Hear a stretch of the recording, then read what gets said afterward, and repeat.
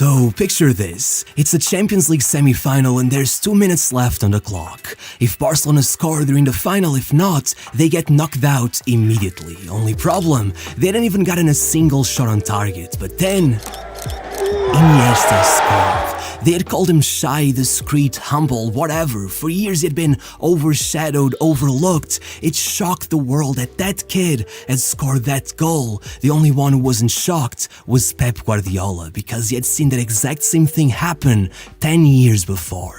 On the 21st of July 1999, for once, the Barcelona players sat on the stands of the Camp Nou as their under-14s took over the pitch to play the final of the Club World Cup.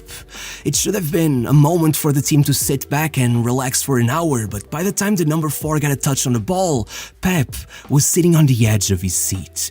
A few minutes later, he told Xavi, "I know he will retire me one day, but I must tell you that kid will retire us both." Then, in injury time, with the game tied up, Iniesta scored. Minutes later, Guardiola himself had gotten down to the pitch to make sure he was the one to hand him the trophy, so he could deliver him a message. "In 10 years, I'll be watching you from the stands again." The only thing he got wrong was that instead, he would be watching him from the bench. Still, it shouldn't have come as a shock that the world found it so hard to believe that such an average-looking kid could be the next all-time great. I mean, Iniesta was born in a town that didn't even have a football pitch. There's an actual saying that goes, "At Albacete, you take a dump and you leave." And Iniesta isn't even from Albacete, he's from Fuente Albilha, which is literally 100 times smaller.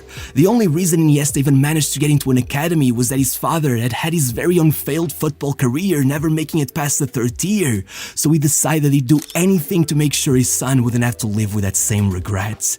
He went digging through his phone book, found the number of one of his old managers, Pedro Camacho, the brother of José Antonio Camacho, and got him a trial at Albacete.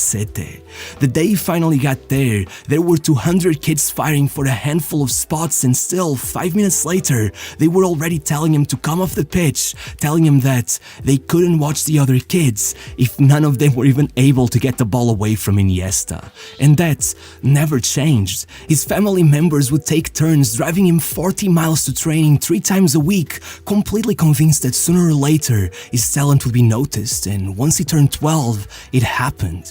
The team traveled to Madrid for the biggest tournament in the country, and against all odds, Iniesta carried little Albacete all the way to the semi-finals, beating Real Madrid in the process and taking the prize for best player in the tournament, a ticket to a theme park in Barcelona, which was oddly convenient since on that same tournament they invited him to visit La Masia, which created a bit of a conflict of interests.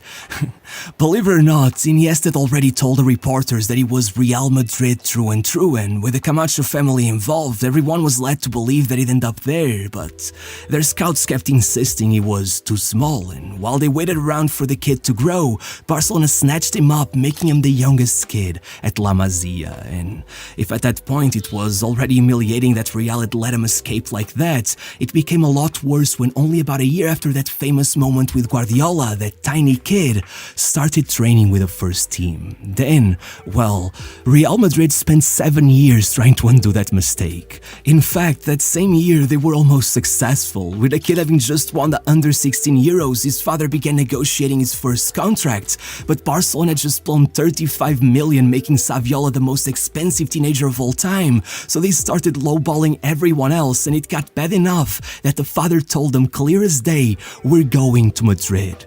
Had the president himself, Joan Gaspar, not come down to straighten things up, who knows what could have happened. After all, a year later, once Iniesta doubled down, winning the under-19 Euros as well, Real got so desperate that Iniesta's father claims that he had to constantly ignore their calls, that at one point even Carlos Sainz, the 2-time world rally champion and a massive Madridista, kept calling him up trying to convince him to bring the kid to Madrid. It didn't work. Instead, the next year he got his debut, and by 2005, no player in the team had made more appearances than him. There was only one big problem. 90% of those appearances were off the bench. It was becoming increasingly clear that Iniesta was seen as the kind of guy that only gets a start when someone else is injured. A second-grade player, and the next season that only became more frustrating. With Xavi blowing out his ACL, Iniesta completely took over the center of the pitch. As Barcelona's team rolled their way to the Champions League final, he was right there, playing every single minute and always a cut above the rest, and still, when the team sheet came out, he was on the bench. Even his teammates were shocked. For 45 minutes, he watched Barcelona succumb beneath a 10-man Arsenal. It was only after Eto'o approached the bench asking why Iniesta wasn't coming on that Rijkaard realized his mistake. And with 3 substitutions, he flipped the game on its head. Larsson assisted both, Belletti scored the winner, and yet, when he was asked about that game, he said, "We all know the story of Larsson and Belletti, but the person who killed us that day was Andrés Iniesta." But again, even though his performance was impressive enough that it got him called up to the World Cup despite having never played for the national team before, once back at Barcelona, he was back in the same old debate, either getting benched, fetching water for the superstars, or getting played out of position while the pundits kept yapping about how 2 fragile midfielders could never work together. And still, once Real Madrid made their final run for his signing, triggering his release clause, laying 60 million on the table and handing him a blank check, Iniesta said no, despite the fact that on top of all the struggles I already mentioned, he was one of the worst paid players in the squad. Thankfully, that scare served as a bit of an eye-opener for Barcelona. They renewed his contract, they made him a regular starter, but still, Rijkaard kept playing him on the wing. I mean, in a way, I get it. Every year Don Balón kept naming him as one of the best players in the league regardless. As they say, if it ain't broke, don't fix it. Even in the Euros, Aragonés did the same, and guess what? Despite playing half the tournament with a stomach flu, he still managed to put in a man-of-the-match performance in the semi-final, making it to the team of the tournament, as Spain finally won the Euros after 44 trophyless years. And still, the best thing that happened to him that year was that Pep Guardiola took over the team. When they asked him the fabled question, Xavi or Iniesta, he replied, both. Never one or the other, together, always. People say they shouldn't ever be played together. I think they shouldn't ever be played apart. And so, it began. After a draw and a defeat in Guardiola's first 2 league matches, with sacking rumors already flying around, the ever-so-timid Iniesta entered his office and said to him, "Don't worry, keep doing what you're doing, I promise you, we are gonna destroy everyone." And from that moment on, Iniesta went undefeated even though out of the 12 league matches he missed through injury, Barcelona only managed to win 6. They were a completely different team when he was on the pitch. El País had no choice but to name him the best in the country. They even nicknamed him Nureyev, because he rolled the pitch not by force, not by fear, but grace. Except for that infamous goal against Chelsea. That one was built on pure frustration, and it had far more than its fair share of consequences. His whole career, his whole life was at stake, all because of that one moment. Following that match, Iniesta began feeling a slight pinch on his right thigh, precisely the one he used to score that goal, and 4 days later, the medical staff ruled him out with his 4th muscle injury of the season. They made it quite clear to him that he either stayed away from the pitch or it could be the end of his playing days, but the moment he left the team behind, as it had been all season, Barcelona lost the 2 matches they had to play before the Champions League final. And with the treble at stake, Iniesta had a decision to make. And as he explained, I knew right there that I would play regardless of the risk. There was nothing more on my mind. I wanted to win. I would have made that final even if both my legs were broken. But no matter what his state was, before the final, Sir Alex famously insisted, "I'm not obsessed with Messi. Iniesta is the real danger." And 10 minutes in, he had already assisted a goal that won them the trophy.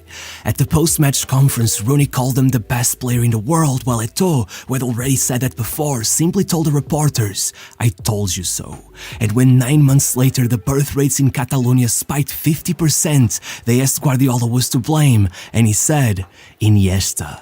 But that was the glorious side to the story. The reality was that once the medical staff checked back on him after the match, they could immediately tell that he had made a massive mistake. And for the next 410 days, he would walk through hell trying to make it right. By September, Iniesta had spent 6 out of the last 10 months recovering from injuries, and it had taken a massive toll on him mentally. At the time, no one really knew about this except for one report that he was supposedly spotted crying inside the training grounds. But 8 years later, he revealed that during the early stages of recovery, he fell into depression, that he fell into a pit with no way out. His own mom was quoted saying that, something must be very wrong when your 26-year-old son shows up in the middle of the night asking you to hold him. And the worst part was that fate was extremely cruel. As Iniesta prepared to make it back from injury, Dani Jarque, captain of rivals Espanyol and ironically one of his best friends, a man that had won gold at the under-19 Euros alongside him, passed away suddenly from a heart attack, sending Iniesta into an even deeper hole.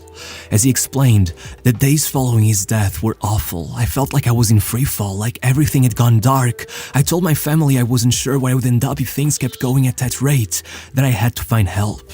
And thankfully, a year later, no matter how many training sessions he had to leave early, how many times his injuries came back to haunt him, even though, as one article put it, he had lived a whole life in just 1 year. Once there, even after an injury scare forced him to leave the opening game and skip the second, Iniesta came back to secure the goal that put Spain in the knockouts, and 3 1-0 wins later, Spain found themselves in their first ever World Cup final. 3 hours before the match, Iniesta was being treated by one of the team's doctors and asked him, "Can you write something on a shirt for me? There's someone I want to dedicate my goal to." And 117 minutes into the match, in classic Iniesta fashion, he scored the most important goal in the history of Spain, winning his country their first ever World Cup. And as he ran to celebrate, he pulled his jersey up and revealed the message: "Dani Jarque, always with us." And so the next time he faced Espanyol, their fans gave their supposed rival a standing ovation. As one newspaper wrote, "This is a once-in-a-lifetime event for a once-in-a-lifetime man. In one sweep of his foot, the quiet prince of Spanish football became king." But above all, what that goal gave him was the strength he needed to close out the darkest chapter of his life. 6 months later, he was second on the Ballon d'Or. 5% of the votes were all that separated him from Lionel Messi, and Xavi was the one completing the podium. And so, by the end of that season, when they faced United in a Champions League final again, they put up a performance so incredible, I could dare to call it perfect, and United's only shot on target not gone in. So traumatizing that according to Xavi and Abidal, Wayne Rooney himself asked them to slow down, hilariously telling them that we're already dead. It was absolute supremacy, so much so that almost a year later, Iniesta was still holding on to that same unbeaten run. By then, 38 matches in all competitions and eventually 55 consecutive league matches, spanning over 3 years, the longest in history. And if there were still any doubts that at his prime, Iniesta was virtually unbeatable, then came the 2012 Euros. Iniesta opened up the tournament with a man-of-the-match performance against Italy, and from then on, Spain did not concede a single goal for the rest of the tournament. Not necessarily because their defense was superhuman, but because for most of those 5 remaining matches, with Iniesta commanding his squad, the other teams barely got a hold of the ball. In the match against Ireland, he was involved in 2 out of the 4 goals. Against Croatia, he assisted the late winner. When they faced France, he started the play that led to their first goal. When Portugal forced him into penalties, he converted. And in the final, he took the Man of the Match award the 3rd time as they dismantled Italy 4-0. When the time to hand out the awards arrived, Iniesta wasn't just a player of the tournament. No, in an era dominated by Ronaldo and Messi, UEFA named him the best player in Europe. From that moment on, Iniesta just kept on stacking awards. By December, he made the Ballon d'Or podium again. By the end of the season, he won the World Playmaker of the Year award with 22 assists. The next year, he doubled down. By 2014, he was named the best midfielder in La Liga for the 4th year in a row. And with all that done, then Suarez arrived at the club, and the famous MSN trio led the squad towards the 2nd golden era. But just as they found themselves 1 match away from a treble, Xavi announced that he would finally leave the club at the end of the season. This was no surprise. He was already 35, Iniesta himself was 31, but that day, he decided he would make sure that the treble would be Xavi's parting gift, and so 4 minutes into the Champions League final, he had assisted Rakitic for the opener.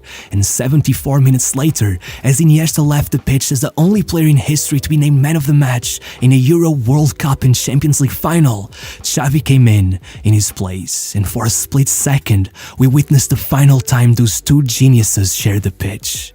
For 3 years, Iniesta still managed to keep the troops at bay. Matter of fact, he still held on to his place on the Ballon d'Or list for 1 more year. He even managed to become the 3rd Barcelona player in history to get a standing ovation at the Bernabeu, only Maradona, Ronaldinho, and him.